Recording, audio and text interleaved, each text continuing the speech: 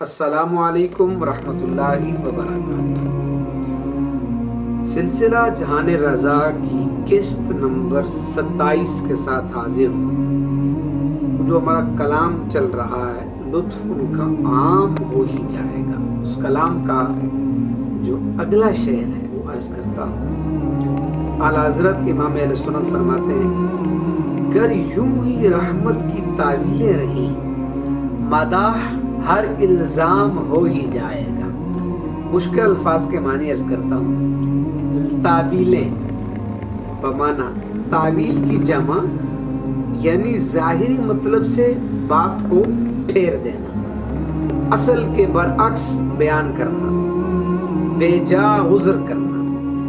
مدح تعریف و ثنا، ایک لفظ استعمال ہوا ہے الزام بمعنی تہمت، بہتان، جھوٹی بات منسوب کرنا۔ مطلب و تشریح عرض کرتا ہوں۔ اعلیٰ حضرت امام اہل سنت فرماتے ہیں، رسول اکرم صلی اللہ تعالی علیہ وسلم نے اپنی رحمت سے اللہ تعالیٰ کی بارگاہ میں ہماری خطاؤں اور غلط کاریوں کے عذر اس طرح پیش فرما دیے تو ہم پر جو الزام لگائے گئے ہیں وہ مدح و ثنا میں بدل جائیں گے اور ہماری بخشش کا سامان ہو جائے گا۔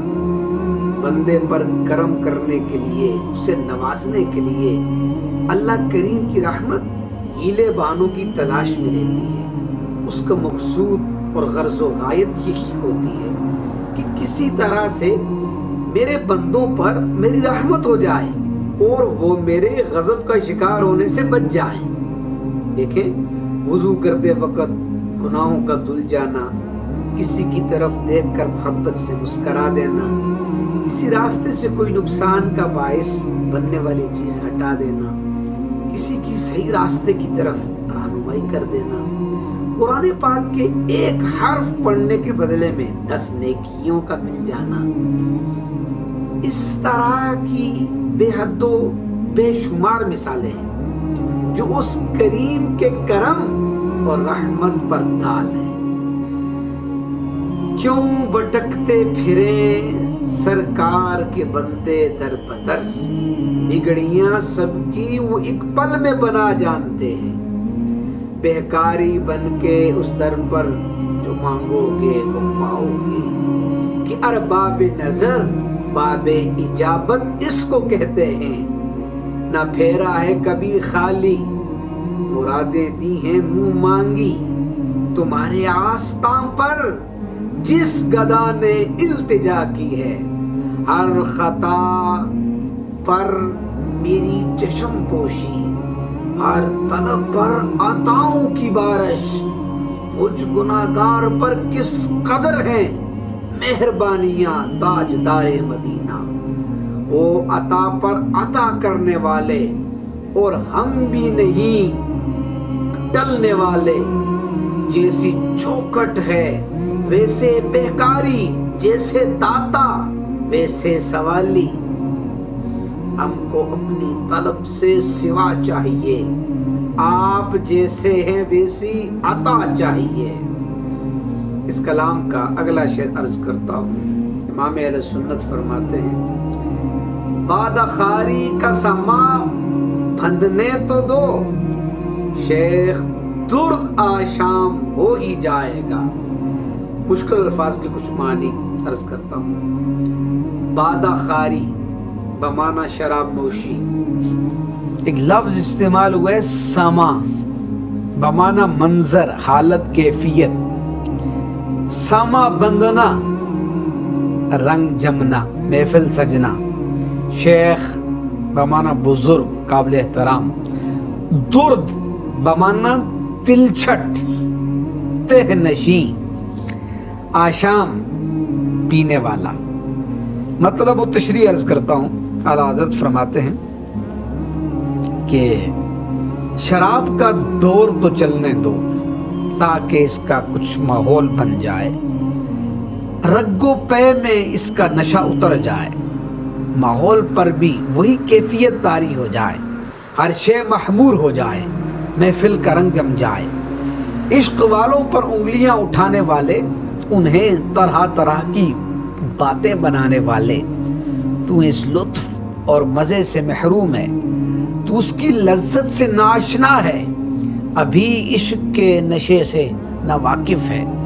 جیسے ہی شراب عشق کا جام دور میں آیا اور اس کا ایک قطرہ تیرے حلق سے نیچے اترنے کی دیر ہے، اس کا ایک جھونکا تجھے چھونے کی دیر ہے۔ اے شیخ، تو ایسا بے خود و مست ہو جائے گا کہ شراب عشق کی تلچھٹ تک نہ چھوڑے گا۔ شعر عرض کرتا ہوں، وہی دل ہے جو الفت کے نشے میں چور ہو جائے، ہے سجدہ ایک ہی کافی اگر منظور ہو جائے۔ اس کلام کا اگلا شعر عرض کرتا ہوں۔ اعلیٰ حضرت فرماتے ہیں، غم تو ان کو بھول کر لپٹا ہے یوں، جیسے اپنا کام وہی جائے گا۔ مطلب وہ تشریح عرض کرتا ہوں۔ اعلیٰ حضرت فرماتے ہیں، اے محبوب کریم صلی اللہ تعالی علیہ وسلم کے غم، تو محبوب کریم صلی اللہ تعالی علیہ وآلہ وسلم کو بھول کر ہم سے یوں لپٹ گیا ہے کہ جیسے تیری خواہش ہمارے دم قدم سے پوری ہو جائے گی۔ حالانکہ ساری امت کا غم تو غمخوار نبی صلی اللہ تعالی علیہ وسلم اپنے دل میں لیے ہوئے ہیں، انہی کے بنانے سے بگڑی بنے گی۔ لجپال او والی امت دا امت دے در وڈاؤندا ہے، رو رو کے اپنے مولا تو اساں آسیاں نو بخشاؤندا ہے۔ بگڑی ہوئی بنتی ہے ہر بات مدینے میں، غمخوار محمد کی ہے ذات مدینے میں۔ میری امت پہ کر دے عطائیں، بخش دے مولا سب کی خطائیں، مصطفیٰ کر رہے ہیں دعائیں، بخت دیکھو ذرا امتی کے۔ اس کلام کا اگلا شعر عرض کرتا ہوں۔ مٹ کر اگر یوں ہی رہا قرض حیات، جان کا نیلام ہو ہی جائے گا۔ مشکل الفاظ کے معنی عرض کرتا ہوں۔ قرض ادھار، حیات زندگی، جان، نیلام بمانا بولی بول کر بیچنا۔ مطلب وہ تشریح عرض کرتا ہوں۔ اعلیٰ حضرت فرماتے ہیں، مرنے کے بعد بھی اگر زندگی کا قرض اسی طرح سے باقی رہا جس طرح زندگی کے ہوتے ہوئے ہے، پھر ایک جان کا اثاثہ باقی ہے جسے بیچ کر نیلام کر کے قرض ادا ہو سکے گا۔ مرنا تو تقدیر ازلی کے تحت طے ہے، اس پر قرآن کریم بھی شاہد ہے کہ ہر شخص کو موت کا ذائقہ چکھنا ہے۔ موت سے کسی طرح سے بھی فرار یا نجات ممکن نہیں۔ زندگی میں انسان جو کچھ کرتا رہا اس کا حساب تو مرنے کے بعد ہی ہوگا۔ اس کلام کا اگلا شعر عرض کرتا ہوں۔ اعلیٰ حضرت فرماتے ہیں، عاقلو ان کی نظر سیدھی رہے، بوروں کا بھی کام ہو ہی جائے گا۔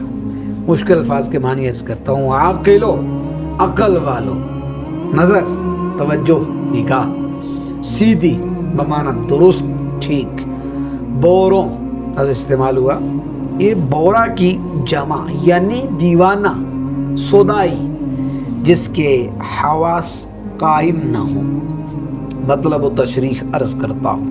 اعلیٰ حضرت فرماتے ہیں، اے عقل والو، اپنی عقل سمجھ پر گھمنڈ کرنے والو، ہمیں خستہ حال جان کر کسی بھول میں نہ رہنا۔ رسول اکرم صلی اللہ تعالی علیہ وسلم کی توجہ ہماری طرف مبذول رہی تو دیکھنا ہماری بھی بات بن جائے گی، ہمارا مقصود بھی حاصل ہو جائے گا، اس بارگاہ میں عاجزی و انکساری کی پوچھ ہے، عقل و عمل پر اترانے والے اپنی راہ گم کر بیٹھتے ہیں، غرور و تکبر انہیں لے ڈوبتا ہے۔ عقل کی اہمیت و افادیت اور غرض و غایت سے کون انکار کر سکتا ہے؟ لیکن یہ کہ جب تک وہ سیدھی راہ پر گامزن رہے، عمل کی غرض و غایت اور مقصود سے کسے انکار ہے؟ بلکہ قرآن و حدیث میں تو عقل پر زور دیا گیا ہے، لیکن یہاں بھی سمت متعین کر دی گئی ہے۔ یہ سوچنا ہوگا۔ شعر عرض کرتا ہوں، عمل سے زندگی بنتی ہے، جنت بھی جہنم بھی، یہ خاکی اپنی فطرت میں، نہ نوری ہے نہ ناری۔ عقل دے کولو ہوئی کدو رہبری، عشق دے پیچھے ٹر پے تے منزل ملی، سوہنے دی گل منی تے تاں گل بنی، اپنی گل تے اڑے ویکھتے رہ گئے۔ اے عشق ظہوری کئی واری مارن تو پہلا ماردائے، دکھ سہ کے بھی محبوباں دے سو ناز اٹھائے جاندے نے، عشق تے جھلے ہی نمبر لے گئے، عقل منداں ایویں عمراں گالیاں۔